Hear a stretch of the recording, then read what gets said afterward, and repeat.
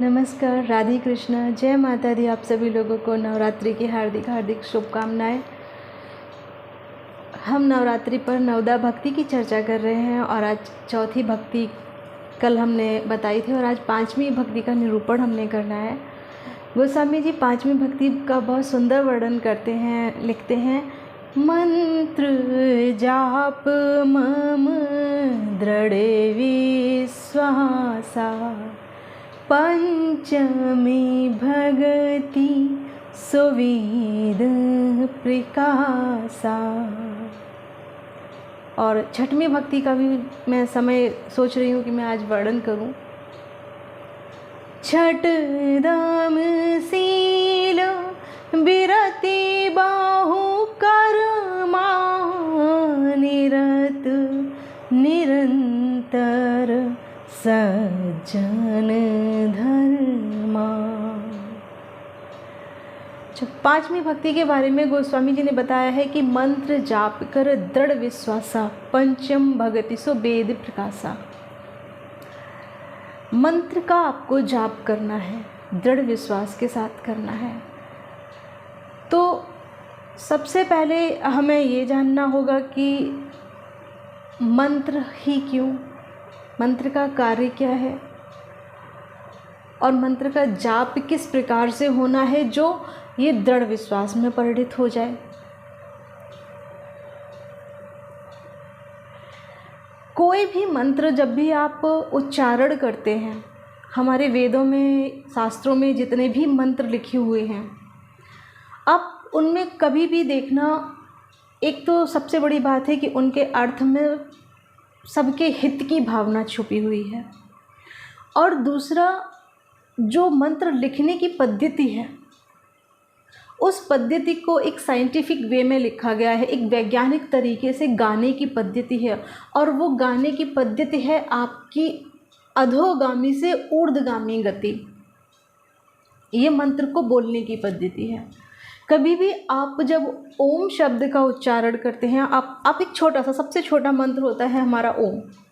अगर आप ओम को भी प्रॉपर वे में एक धुन के साथ, एक ध्वनि के साथ अगर गुंजार करने की कोशिश करेंगे, आप पाएंगे कि आपके नाभि चक्र, हृदय चक्र और आज्ञा चक्र, यहाँ 3 गतियों से ऊपर ऊर्ध्वगामी गति तक जाता है मंत्र। मतलब आपकी गति अधो से ऊर्ध्व होती है। कोई भी मंत्र वो होता है जिसके कारण आपकी गति नीचे से ऊपर की तरफ होती है, आपकी सोच नीचे से उठ करके ऊपर की तरफ होती है, आपकी श्वास नीचे से उठ करके ऊपर की तरफ होती है। एक लयबद्ध तरीका आता है, एक लय आता है जीवन में। और जिस समय आप अपने शरीर और अपने सांसों की लय को समझते हैं, आप बहुत हद तक अपनी सारी विकृतियों पर कंट्रोल कर लेते हैं, उन पर नियंत्रण कर लेते हैं। हमारे जितने भी मंत्र वेदों में मंत्र लिखे हैं, या जो भी हम लोग नॉर्मल रोज अपनी भाषा में प्रार्थनाओं में कहते हैं, तो उन सब का एक ही मकसद है, एक ही मोटिव है कि उनकी गति ऊर्ध्वगामी हो। जो गाने का, जो धुन का जो ढंग है वो ऊर्ध्वगामी है, और उसमें साथ के साथ है एक सद्भावना, सबके सुख की भावना। जो सुख की भावना के साथ एक प्रार्थना की जाती है वो मंत्र होती है, और जब सुख की कामना से, सद्भावना के साथ आप प्रार्थना करते हो तो वो गति भी ऊर्ध्वगामी गति हो जाती है। सर्वे भवन्तु सुखिनः, सर्वे सन्तु निरामयाः, सर्वे भद्राणि पश्यन्तु मा कश्चित् दुःख भाग् भवेत्। कोई भी प्रार्थना आप करो, कोई भी मंत्र आप पढ़ो, वो बड़ा सुंदर है, सब प्रकृति, सबके हित के लिए है वो मंत्र कहा गया है।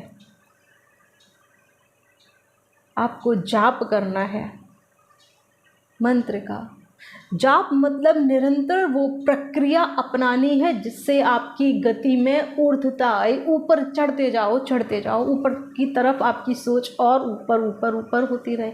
जिस प्रकार से एक दीप की ज्योति ऊपर की तरफ गति करती है, ठीक उसी प्रकार से आपकी ऊर्जा नीचे से ऊपर की तरफ प्रवाहित होने लगे, उसको कहते हैं मंत्र। वो विधि कोई सी भी हो। जिस समय आपकी ऊर्जा अधोगामी से ऊर्ध्वगामी में प्रवेश करती है, वो मंत्र बन जाता है। हमारे शास्त्रों में लिखा है, सत्यहीना वृथा पूजा, सत्यहीनो वृथा जपः, सत्यहीनो तपो व्यर्थम, ऊसिरेवपनम यथा। बिना सत्य के जैसे पूजा व्यर्थ है, जैसे बिना सत्य के जप व्यर्थ है, बिना सत्य के तप व्यर्थ है, ठीक वैसे ही जैसे बंजर भूमि में आपने बीज तो डाल दिए लेकिन वो उगेंगे नहीं। सत्य को जब तक जीवन में धारण नहीं करोगे तब तक आपके जप तप नियम व्रत संयम सब बेकार हैं। और सत्य क्या है?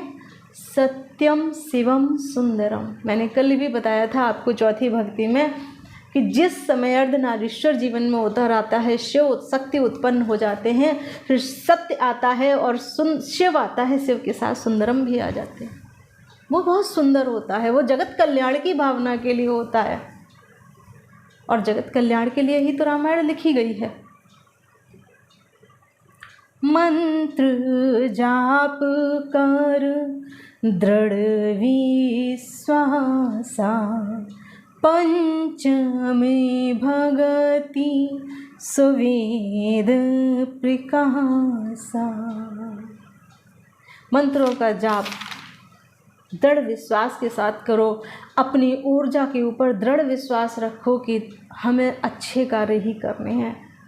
मेरे हृदय से केवल सत्कार की भावना उठनी चाहिए, समाज सेवा की भावना उठनी चाहिए। ऊर्ध्वगामी है मंत्र तो गति ऊपर ही होगी।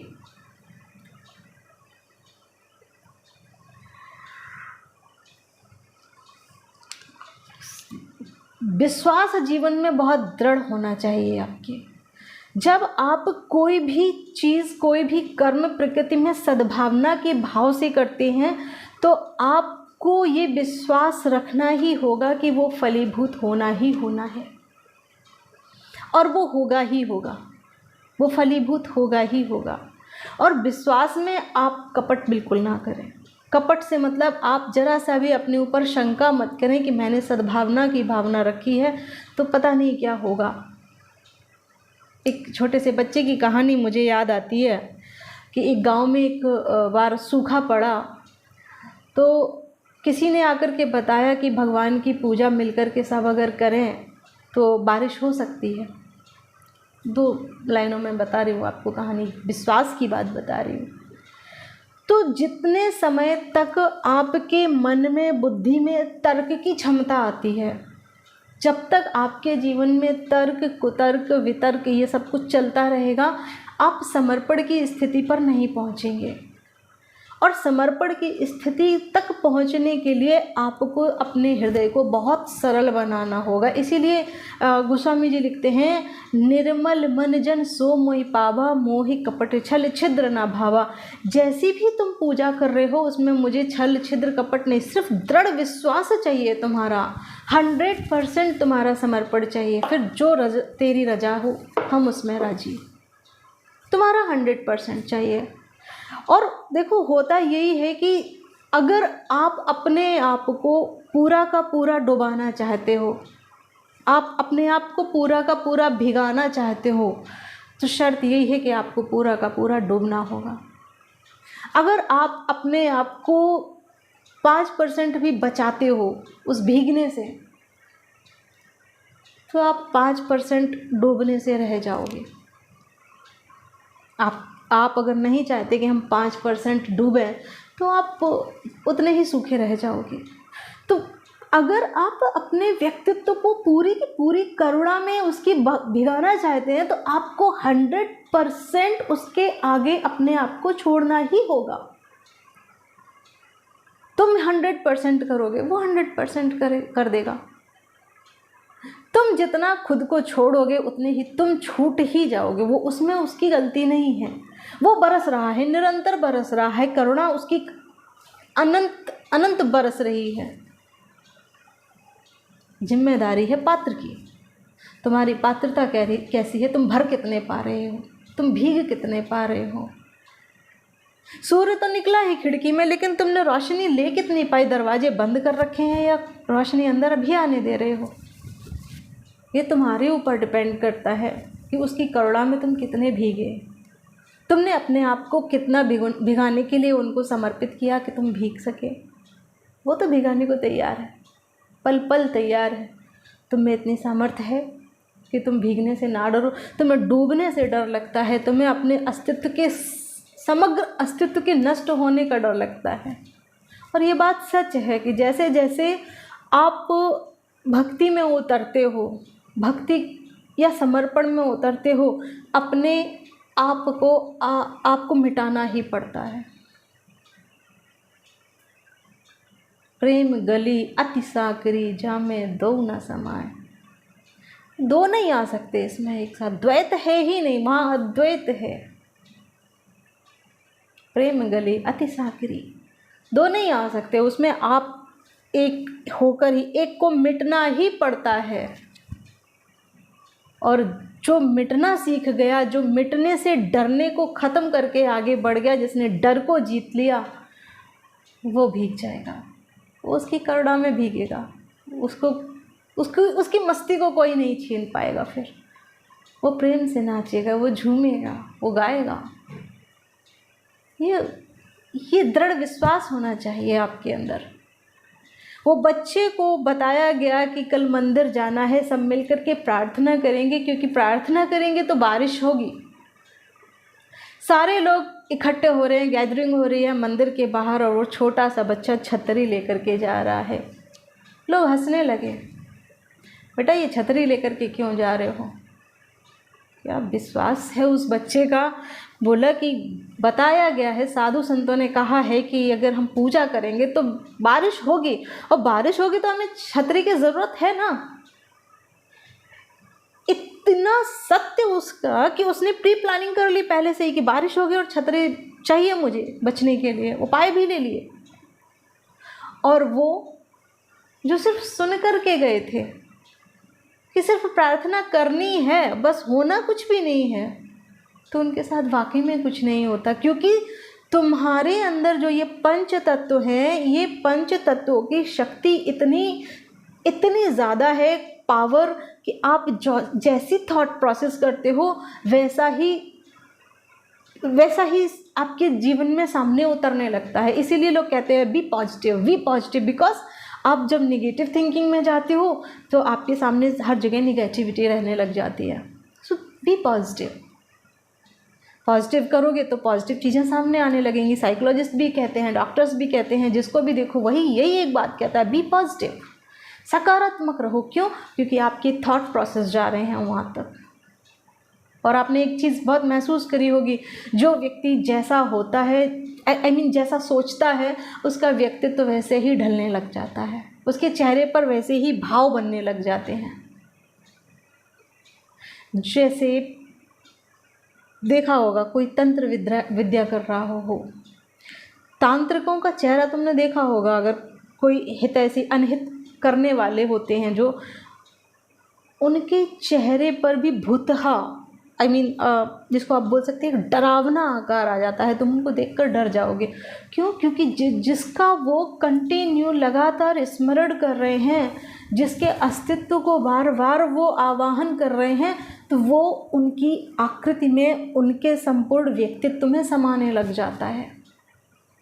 और वहीं अगर आप कृष्ण से प्रेम करते हैं तो आपकी आँखों में चंचलता होगी, होठों पे मुस्कान होगी, और विरह भी हुआ तो आंसू होंगे।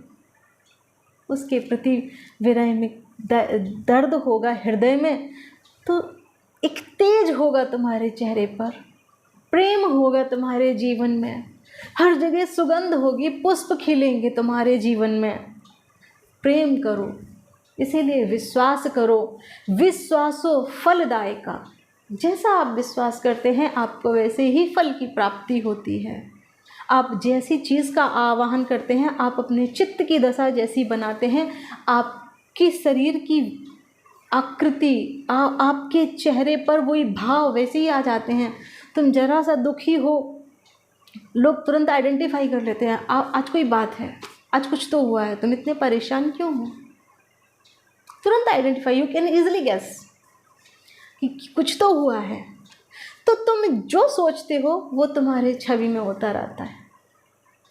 इसलिए बी पॉजिटिव रहिए, मंत्र जाप कर दृढ़ विश्वास के साथ में सदैव परहित की भावना से लगे रहिए समाज में।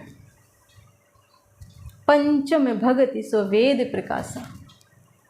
जब आप विश्वास के साथ में, सद्भावना के साथ में समाज के हित के कार्यों में लगेंगे तो आपके जीवन में प्रकाश आएगा। वेद प्रकाशा, वेद है विज्ञान।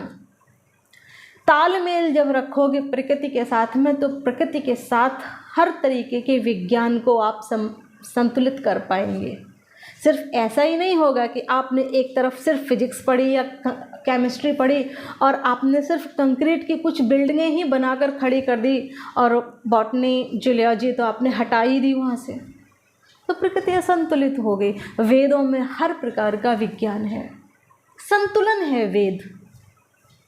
ऐसा नहीं है कि किसी एक चीज़ को छोड़ दिया गया हो और एक दूसरी चीज़ पर रिसर्च की जा रही हो, हर चीज़ है वहाँ पर। आप देख रहे हैं आजकल तो टेक्नोलॉजी, वेदों के ऊपर रिसर्च चल रहा है।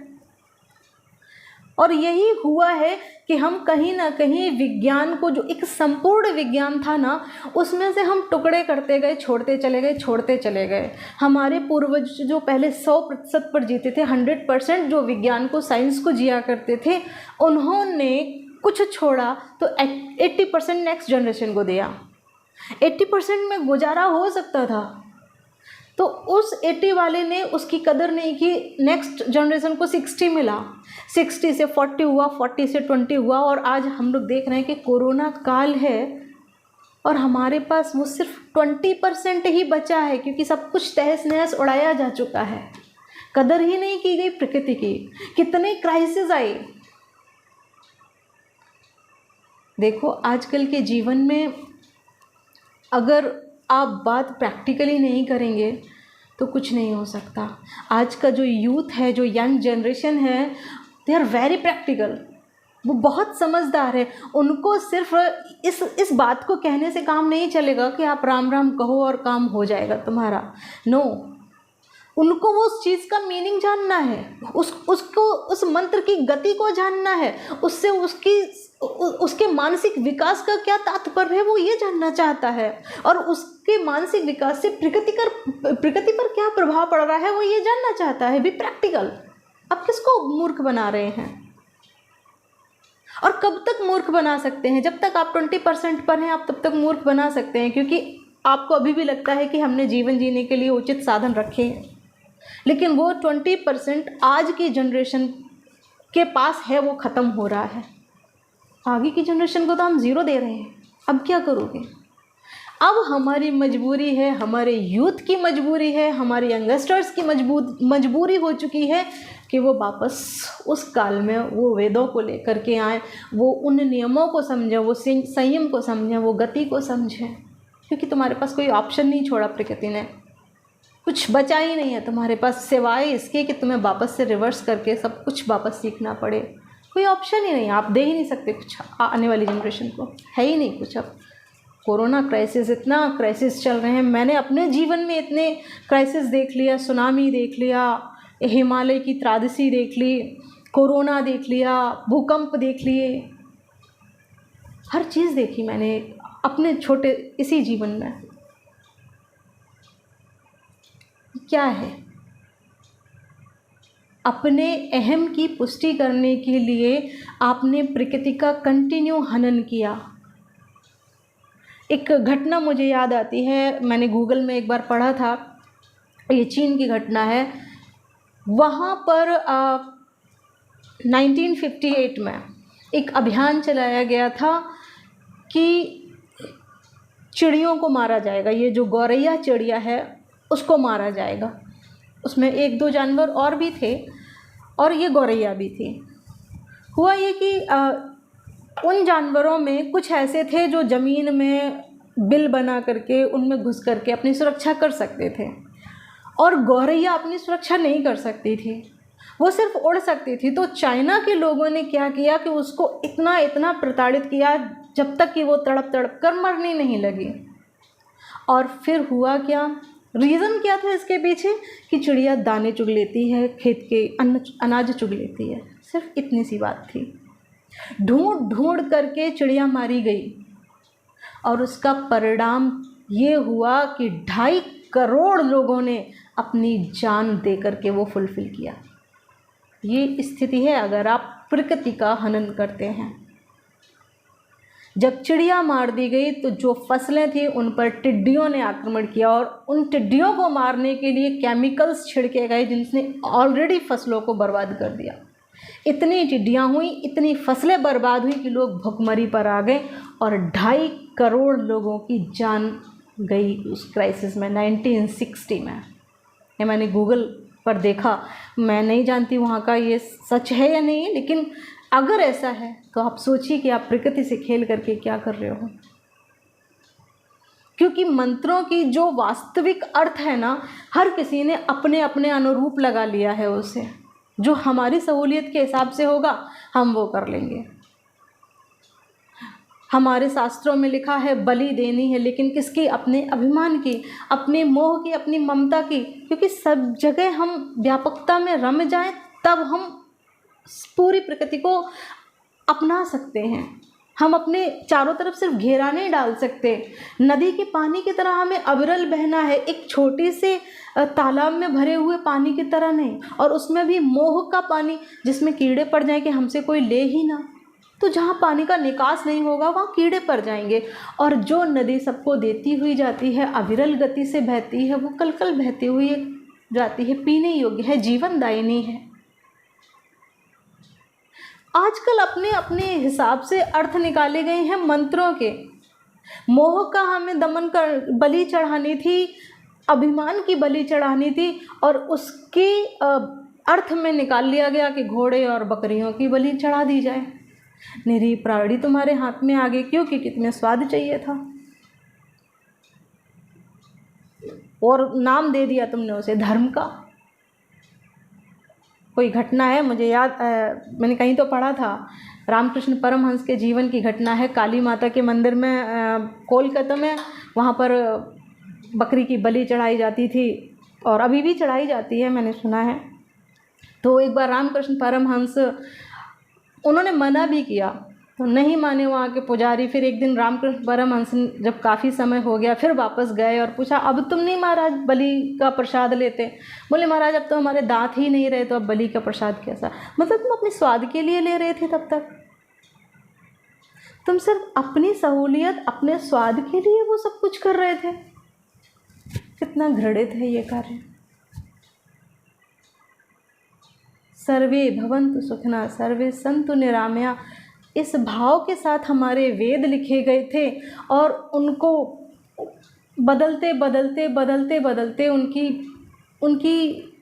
उनके अर्थ को अनर्थ में बदलते बदलते तुम यहाँ तक पहुँच गए कि आज तुम्हारे पास सिर्फ 20% है, और वो भी आगे की जनरेशन को देने के लिए नहीं है, ये तुम खुद ही भोग लोगे। तो आज आपको बदलना पड़ेगा। अगर आज भी आप ये सोचते हो कि हमारी यूथ वैसी ही चले जैसी तुम चलते आए हो, तो नहीं हो सकता। आपकी यूथ को बदलना ही पड़ेगा, आज की जनरेशन को बदलना ही पड़ेगा। ये मूर्ख नहीं है, इसे मूर्ख नहीं बनाया जा सकता। आज की इस वीडियो में हम बस इतना ही वर्णन करेंगे कि मंत्र जाप कर दृढ़ विश्वासा पंचम भगति सो वेद प्रकाशा। इसीलिए विवेकानंद जी कहते हैं वेदों की ओर लौटो, ताकि आप एक बैलेंस कर सको। हर जगह सुख की भावना हो, हर जगह प्रेम हो, ऐसी भावना के साथ में ये भक्ति का निरूपण है। आगे की चर्चा हम अगले वीडियो में करेंगे। तब तक के लिए जय माता दी, राधे कृष्णा।